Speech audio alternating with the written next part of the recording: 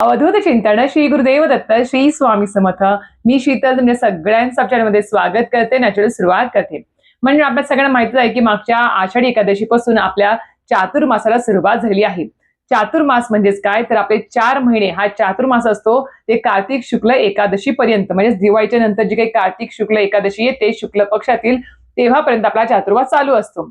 आता हे 4 महिने आपले जे भगवान श्री हरी विष्णू आहेत ते निद्राधीन असतात. त्यामुळे आपल्याला माहिती असेल की या काळामध्ये, या चातुर्मासामध्ये अत्यंत पवित्र हा काळ असतो. त्यामुळे चातुर्मासात आपण भगवान विष्णू आणि माता लक्ष्मीची मनोभावे श्रद्धेने जी कुठली सेवा करताल, 5 मिनिटाची का असेना करताल, ती तुम्हाला जास्तीत जास्त लवकरात लवकर फलदायी ठरणारी अशी ठरणार आहे.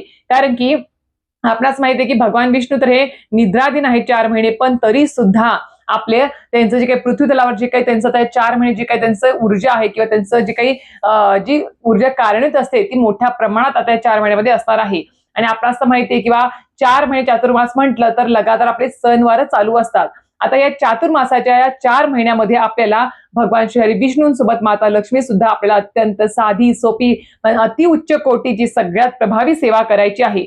या सेवेने तुमच्या डोक्याला कर्ज निवारण होऊन आर्थिक सुबत्ता घरामध्ये नांदणार आहे. सोबत घरामध्ये तुमच्या जे काही पैसा, अडका, धन, धान्य, ऐश्वर, संपत्ती जे काही येत आहे ते घरात चिरकाल टिकून सुद्धा राहू शकणार आहे आणि त्यात उत्तरोत्तर वाढ देखील होणार आहे. त्यामुळे मी एकच सांगेल की डोक्यावर कर्ज निवारण होऊन अखंड लक्ष्मीचा आशीर्वाद हवा असेल आणि सोबत भगवान विष्णू आणि माता लक्ष्मीचा आशीर्वाद हवा असेल तर चातुर्मासाच्या 4 महिन्यामध्ये भगवान विष्णूंची आणि माता लक्ष्मीची जी काही तुम्हाला सेवा आजच्या व्हिडिओ सांगणार आहे ती मनोभावे श्रद्धेने करा. वेळात वेळ काढून करा. जास्त काही अवघड नाही आहे, खूप साधी सोपी अशी आहे. पण नित्यनेमाने चातुर्मासामध्ये 4 महिने रोज करा किंवा वेळ मिळेल तसं करा, पण नक्कीच करा. खूप प्रभावी आहे. मी सुद्धा सुरू केले, तुम्ही सुद्धा सुरू करा म्हणून सांगते आहे. तर मंडळींनो, आता ज्या काही सेवा असणार त्यासाठी जे काही प्रश्न निर्माण होतील किंवा शंका निर्माण होऊ शकतात त्या सेवेबद्दल, तर त्यासाठी व्हिडिओ शेवटपर्यंत बघा, स्किप न करता बघा, जेणेकरून तुम्हाला संपूर्ण माहिती व्यवस्थित येईल. तर मंडळी, तुम्हाला सांगितल्याप्रमाणे आता आपल्या आषाढी एकादशीपासून ते कार्तिक शुक्ल एकादशी पर्यंत आपला चातुर्मास चालू आहे. आता चातुर्मास चालू आहे म्हणजेच काय तर आपल्याला सगळ्यांना माहिती आहे की आपल्याला आपलं जन्म देण्याचं आपल्याला काम ब्रह्मदेव करत असतात. आपलं जन्मापासून ते मृत्यूपर्यंतचं जे काही पालन पोषणाचं जे काही आपलं कर्तव्य आहे ते भगवान विष्णूंकडे असतं आणि आपल्याला मृत्यूनंतर मोक्ष प्राप्ती करून देण्याचं किंवा सांभाळण्याचं काम आपले भगवान शंकरांकडे असतं, महादेवांकडे असतं. त्यामुळे आपल्या आता जे आपले पालनकर्ते आहेत आपल्या जन्मापासून मृत्यूपर्यंतचे, तेच आता 4 महिने निद्राधीन असणार आहेत. त्यामुळे हे निद्राधीन असताना 4 महिने आपल्या जनतेला किंवा आपल्या भक्तांना काळजी वाटू नये किंवा त्यांना कुठल्याही प्रकारची भीती वाटू नये की आपले पालन करतेच आता 4 महिने झोपलेले आहेत, तर आपलं रक्षण कोण करणार, आपलं पालन कोण करणार. तर त्यासाठीच आपल्याला या चातुर्मासाच्या 4 महिन्यामध्ये सुरुवातीपासूनच सणावारांची रेलचेल करून दिलेली आहे. सर्वप्रथम चातुर्मास झाला की श्रावण महिना येतो बघा. श्रावण महिना म्हटलंच की आपला भगवान शंकरांना हा समर्पित असतो. त्यानंतर येतं ते म्हणजेच काय आपले गौरी गणपती येतात. त्यावेळेस आपले गौरई गणपती आपण ते घरामध्ये स्थापित करणे असेल किंवा ते दिवस आपले 10 दिवस खूप मजेत आणि खूप उत्साहात आणि सेवांमध्ये जात असतात. श्रावण महिना सुद्धा खूप मनोभावे श्रद्धेने सेवेमध्ये जात असतो. त्यानंतर पितृपक्ष ते आपल्या पितरांना समर्पित असतात. तो पितृपक्षाचा 15 दिवस आपला कालावधी असतो, तो दिवस असाच निघतो. त्यानंतर सगळ्यात महत्वाचे शारदीय नवरात्रोत्सव येत असते, दसरा येत असतो आणि त्यानंतर दिवाळी येत असते. दिवाळी झाली की कार्तिक शुक्ल एकादशी येते आणि त्यावेळेस आपले भगवान श्री विष्णू आहे ते निद्राधीन अवस्थेतून ते जागे होत असतात आणि परत आपल्या भगवान शंकर जे आपले संपूर्ण कारभार आहे ते परत आपल्या श्री विष्णूकडे सोपवत असतात. तर अशा प्रकारे सर्व संपूर्ण क्रिया असते. पण आता या संपूर्ण क्रियेमध्ये 4 महिने तुम्हाला म्हटलं की संपूर्ण महिने आपले आता हे 4 महिने खूप सेवा, सण, वार, उपाय, तोडगे सगळ्यांमध्ये जाणार आहे. या सगळ्यांसोबत जर आपण भगवान विष्णू आणि श्री माता लक्ष्मीची जर अति उच्च कोटीची सगळ्यात प्रभावी सेवा जर केली तर खरंच सांगते तुम्हाला खूप खूप त्याचा म्हणजे फायदा पण म्हणेल किंवा त्याचा लाभ पण म्हणेल किंवा त्याचे फलश्रुती देखील म्हणेल खूप मोठ्या प्रमाणात मिळणार आहे. आता सगळ्यात महत्वाचं भगवान विष्णूंची सगळ्यात प्रभावी अतिउच्च कोटी सेवा कुठली, तर ती म्हणजेच विष्णू सहस्राम स्तोत्र. अतिउच्च कोटीचं हे स्तोत्र मी खरंच सांगते, भगवान विष्णूंना जर तुम्हाला प्रभावित किंवा प्रसन्न करायचं असेल, त्यांचा आशीर्वाद प्राप्त करून घ्यायचा असेल तर श्री हरी विष्णूंचं हे जे काही स्तोत्र आहे प्रभावी स्तोत्र ते तुम्हाला चातुर्मासाच्या 4 महिन्यामध्ये रोज पठण करायचं आहे. दिवसभरामध्ये कधीही पठण करू शकता, पण मी एकच सांगेल की जर तुम्ही दिवसभरामध्ये जेव्हा तुम्ही सुरू करणार विना संकल्प करा, संकल्प केलाच पाहिजे असं काही नाही आहे. तर तुम्हाला चातुर्मासामध्ये 40 दिवसांची किंवा इच्छित दिवसांची तुम्हाला संकल्पित सेवा करायची असेल विष्णू सहस्राम स्तोत्राची तर तुम्ही करू शकता. जर तुम्हाला फक्त विष्णूंची सेवा म्हणून 4 महिने सेवा करायची असेल तरी सुद्धा करू शकता, विना संकल्प करू शकता, त्याला काही मर्यादा नाही. पण आता विष्णू सहस्रनाम स्तोत्र हे तुम्ही दिवसभरामध्ये कधी वाचू शकता, पहाटे ब्रह्ममुहूर्तापासून ते रात्री झोपेपर्यंत, त्याला काही वेळेची मर्यादा नाही. पण तुम्ही जर एक टाइम फिक्स केला तर अतिशय प्रभावी. कारण की कसं असतं, आपण आज सकाळी वाचलं, उद्या दुपारी वाचलं, परवा रात्री वाचलं, असं करू नका. त्यामुळे काय होतं, आपल्या पण नियमितपणामध्ये जरा खंड पडू शकतो, मग आपल्याला सुद्धा कंटाळा येतो. म्हणून आपण जर एकच टाइम जर ठरवला दिवसभरातला की त्या टायमिंग मध्ये आपण फ्री असतो आणि या टायमिंग मध्ये ही सेवा करायची आहे, तर आपल्याला एक शिस्त पण लागते, आपल्याकडून ती सेवा घडते सुद्धा. म्हणून सांगते की बा एक भीती म्हणून का होईना किंवा एक सेवा करायची आहे बा टेन्शन म्हणून का होईना, पण आपण ती सेवा रोज आपल्याकडून ती घडला जाईल. म्हणून सांगते की बा चातुर्मासामध्ये विष्णू सहस्रनाम स्तोत्राचं प्रभावी पठण नक्कीच करा. आता विष्णू सहस्रनाम स्तोत्राची जी पोथी आहे ती तुम्हाला दिंडोर स्वामी समर्थ केंद्रामध्ये भेटून जाईल किंवा कुठल्याही आता मला तर वाटतं ही पोथी केंद्रामध्येच भेटेल. बाकी अजून सुद्धा विष्णू सहस्रनाम पोथी आहे ते तुम्हाला कुठल्याही धार्मिक दुकानात भेटून जातील, पण नक्कीच पठण करा. ही पोथी आहे ती आता खूप वर्षापूर्वीची आहे, त्यावेळेस 10 रुपयाला होती, आता माहिती नाही किती रुपयाला आहे, पण काय की आता त्याची किंमत वाढली देखील असेल. या पोथीमध्ये विष्णू सहस्रनाम स्तोत्र, विष्णू सहस्रनामावली 1000 जी नावं आहेत विष्णूंची ती सुद्धा याच्यामध्ये आहे आणि व्यंकटेश स्तोत्र म्हणजे मराठीमध्ये आहे मोठं 108 ओव्यांचं, ते सुद्धा याच्यामध्ये आहे. जर तुम्हाला वेळ असेल आणि तुम्हाला जर इच्छा असेल की भगवान विष्णूंची खूप सेवा करायची आहे या चातुर्मासात, तर तुम्ही विष्णू सहस्रनाम स्तोत्र पठण करू शकता किंवा रोज विष्णू सहस्रनामावली 1000 नावं पठण करू शकता विष्णूंची. सोबत तुम्ही व्यंकटेश स्तोत्र म्हणजे मराठीमध्ये 108 ओव्यांचं ते सुद्धा तुम्ही पठण करू शकणार आहेत. कुठली पण एक सेवा घ्या किंवा रोज जर वेळ भेटला दिवसभरामध्ये तर तिन्ही सेवा केल्या तर अतिशय उत्तम, पण नक्कीच सेवा करा, सेवेशिवाय पर्याय नाही. आता हे झालं विष्णू सहस्रनाम स्तोत्र किंवा विष्णू सहस्रनामावली व्यंकटेश स्तोत्र किंवा आता या चातुर्मासामध्ये तुम्ही रोज एक माळ किंवा जास्तीत जास्त माळ तुम्ही ओम नमो भगवते वासुदेवाय, ओम नमो भगवते वासुदेवाय म्हणून सुद्धा तुम्ही पठण करू शकणार आहे. आता ज्यांना विष्णू सहस्रनाम स्तोत्र पठण करणं मोठं संस्कृतमध्ये पठण करणं शक्य नसेल, त्यांनी एक काम करा, त्यांनी रोज चातुर्मासामध्ये 11 वेळेस एक मंत्र बोलायचा आहे. तो मंत्र तुम्ही एक वेळेस किंवा रोज 11 वेळेस जरी म्हटला तरी सुद्धा तुम्हाला संपूर्ण विष्णू सहस्रनाम स्तोत्राचं पोथी वाचल्याचं तुम्हाला फळ मिळणार आहे. आणि ते म्हणजेच काय, ओम नमो सत्वंताय सहस्रमूर्ते सहस्रपादा शिशुर्भावे सहस्रनामने पुरुषाय शाश्वते सहस्र कोटी युगधारिणे नमः.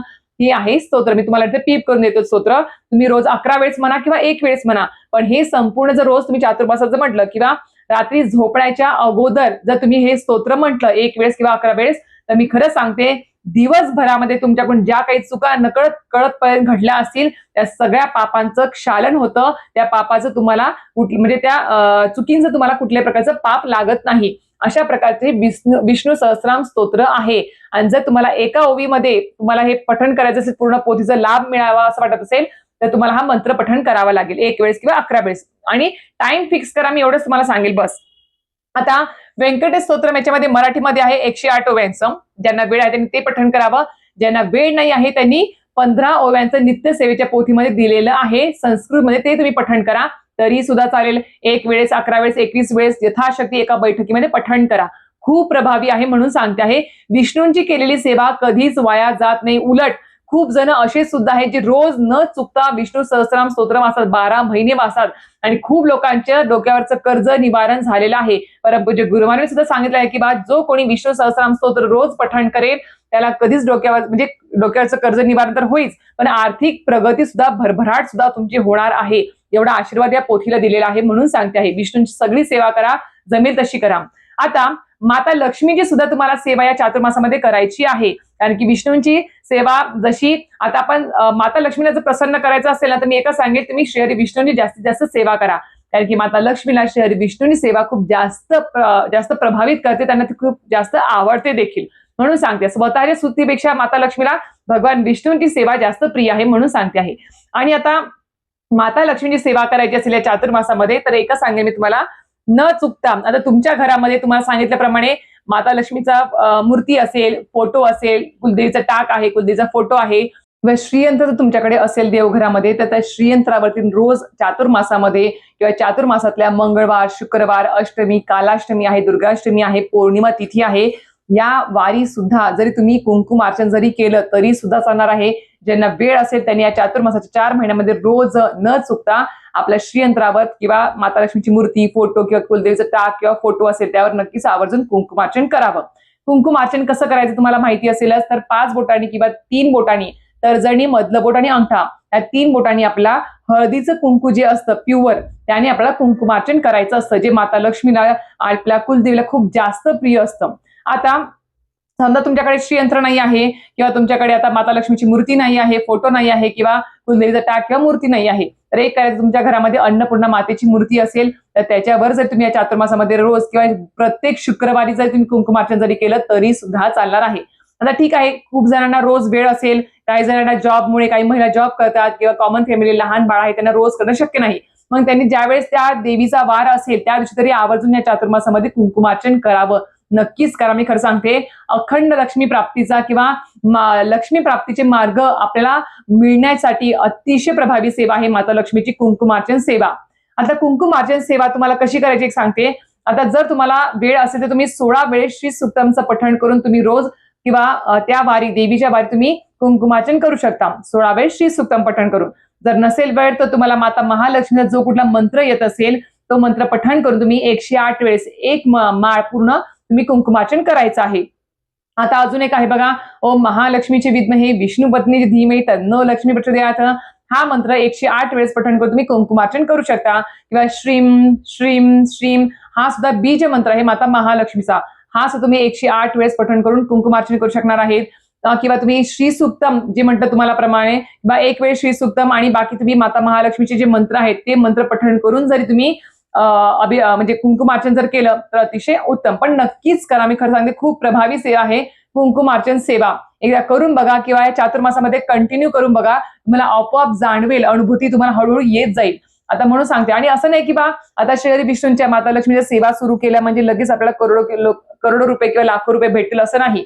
पण आपल्याला डोक्यावरचं कर्ज वाढलं असेल तर ते निवारण्यासाठी आपल्याला योग्य मार्ग सापडत जातील आणि आपलं ते कर्ज निवारण होईल किंवा कर्ज आपण फेडू शकू असे आपल्याला मार्ग भेटत जातील. कारण की बघा, कधी कधी कसं होतं, संकट अडचणी येतात पण आपल्याला त्या संकट अडचणी आपल्या अंगावरती आले ते आपल्याला सुधरत नाही आणि काय विचार करतोय ते पण आपल्याला कळत नाही आणि कुठला मार्ग निवडू कुठला नाही हे पण कळत नाही. म्हणून सांगते, ती एक सद्बुद्धी जी असते किंवा एक चांगली गोष्ट आपल्यासमोर चांगला मार्ग आणण्याची जी गोष्ट असते ती म्हणजे आपली सेवा. त्या सेवेनेच आपले सर्व संकट अडचणी दूर होत असतात. म्हणून सांगते किंवा आवर्जून या चातुर्मासामध्ये माता लक्ष्मीच्या या कुंकुमार्चनची जी काही सेवा आहे ती नक्कीच करा.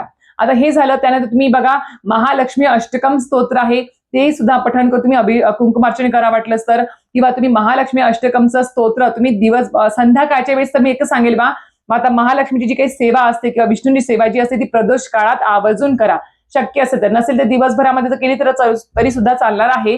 तर पण महालक्ष्मी अष्टकम स्तोत्र तुम्ही 11 वेळेस रोज पठण करा किंवा 5 वेळेस रोज पठण करा. खूप प्रभावी आहे. माता महालक्ष्मीच्या त्याच्यामध्ये स्तुती केलेली आहे आणि माता महालक्ष्मी त्यांची स्तुती खूप जास्त प्रिय आहे. श्री सुक्तमचं किंवा कुठल्याही मंत्रसूत्राचं पठण करून कुंकुमार्चन करताना श्रीयंत्रावर किंवा कुलदेवीच्या टाकावरती आपल्याला कमळगट्ट्याची माळ ठेवूनच कुंकुमार्चन करायचं आहे. हे झालं. आता तुम्हाला ह्या कुंकुमार्चन एक सेवा सांगितली. अजून एक सेवा ती म्हणजेच काय, आपल्याला रोज संध्याकाळी चातुर्मासामध्ये रोज संध्याकाळी आपल्याला काही स्तोत्र आहेत जे आपल्याला 16 वेळेस पठण करायचे आहेत. मी मागच्या काही व्हिडिओमध्ये सांगितले देखील असेल पण तरी सुद्धा सांगते, प्रदोष काळामध्ये फक्त 16 वेळेस आपल्याला काही मंत्र स्तोत्र पठण करायचे जे अत्यंत प्रभावी आहेत. आता पहिलं स्तोत्र ते म्हणजेच काय, विष्णू गायत्री मंत्र 16 वेळेस मला पठण करायचं आहे. ओम नारायणाय विद्महे वासुदेवाय धीमहि तन्नो विष्णू प्रचोदयात्. माता महालक्ष्मीचा आपला महालक्ष्मी गायत्री मंत्र तो म्हणजेच कुठला, ओम महालक्ष्मीचे विद्महे विष्णू पत्नी धीमहि तन्नो लक्ष्मी प्रचोदयात्. हा 16 वेळेस पठण करायचा आहे. कमलात्मक मंत्र ओम श्रीम ह्रीम श्रीम कमले कमलाले प्रसिद्धम प्रसम श्री महालक्ष्मी नमः. त्यानंतर म्हणजेच आपला कुबेर मंत्र आपला नित्यसेवेच्या पोथीमध्ये भेटून जाईल. तो थोडासा मोठा आहे पण तो त्याच्यामध्ये भेटून जाईल. हे आपल्याला स्तोत्र जे आहेत. आता त्यानंतर आपला एक वेळेस तुम्हाला सांगितल्याप्रमाणे एक वेळेस जर तुम्ही संस्कृतमध्ये व्यंकटेश स्तोत्र पठण करत असाल तर एक वेळेस तुम्ही पठण करा किंवा 21 वेळेस पठण करा एका बैठकीमध्ये. आणि मोठं व्यंकटेश स्तोत्र पठण करणार असाल 108 वेळेचं तर एक वेळेस जरी पठण केलं तरी सुद्धा चालणार आहे. आता जे श्री सुक्तम म्हणून कुंकुमार्चन करणार आहे श्रीयंत्रावरती दिवसभरामध्ये त्यांनी संध्याकाळी फक्त एक वेळेस हात जोडून श्री सुक्तम पठण करायचं आहे. या सेवा रोज नित्यनेमाने चातुर्मासामध्ये करत चला. नाही तर तुम्हाला सांगितलं रोज शक्य नाही तर मंगळवार, शुक्रवार, पौर्णिमा, अष्टमी, कालाष्टमी, दुर्गाष्टमी या वारी तरी नक्कीच आवर्जून माता महालक्ष्मीच्या विष्णूच्या नक्कीच सेवा करा. आणि विष्णू सहस्रनाम स्तोत्र जे आहे तुम्हाला सांगितलं, मंत्र पण सांगितलं आहे, ते रोज पठण करा. तुम्हाला खरं 100% सांगते मी, अनुभूती येणार म्हणजे येणार. खूप लोकांना अनुभूती येत आहे, तुम्ही सुद्धा घेऊन बघा. आणि अजून एक गोष्ट सांगेल मी तुम्हाला, आता चातुर्मासामध्ये फक्त मासिक धर्म, सुतक, विटाळ सोडलं तर आपण इतर वेळेस सेवा करू शकतो. फक्त सुतकामध्ये मासिक धर्म आणि विटाळ असेल त्यावेळेस आपण सेवा करू शकणार नाही. आणि संकल्पयुक्त करू नका, विना संकल्प करा. आणि हो, या सेवा करत असताना आपणास माहिती आहे, तर चातुर्मास खूप जण पाळतात, कांदा लसूण कोणी कोणी खात नाही, नॉनव्हेज कोणी कोणी बंद करतं 4 महिने, कारण की सणवार चालू होत असतात आपले. पण काही जण खातात, काही जणांच्या घरामध्ये ऐकत नाही, कुणी पाळतं कोणी पाळत नाही. तर मी एकच सांगेल, जे कोणी ही सेवा करणार असेल चातुर्मासामध्ये त्यांनी परान्न वर्ज्य करावं, दुसऱ्यांच्या घरचं खाऊ नये. फक्त स्वतः विकत आणलेलं अन्न आपण खाऊ शकतो, बस एवढंच. आणि दुसरी गोष्ट म्हणजे नॉनव्हेज, व्यसन या सर्व गोष्टी आपल्याला वर्ज्य करायच्या आहेत. आपला जी व्यक्ती सेवा करते आहे त्या व्यक्तीने हे नियम नक्कीच पाळायला पाहिजे. ब्रह्मचर्याचं पालन करायची गरज नाही आहे. फक्त ज्यावेळेस नियम मोडला जाईल ब्रह्मचर्य पालनाचा त्यावेळेस दुसऱ्या दिवशी शुचिभूत व्हावं, घरामध्ये गोमूत्र वगैरे शिंपडावं आणि त्यानंतर सेवा करावी. पण नक्कीच सेवा करा, खूप प्रभावी 4 महिने असणार आहे म्हणून सांगते आहे. अशा प्रकारे संपूर्ण माहिती मला सांगितलेली आहे. व्हिडिओ आवडला असेल तर नक्कीच व्हिडिओ लाईक आणि सबस्क्राईब करायला विसरू नका. श्री स्वामी समर्थ.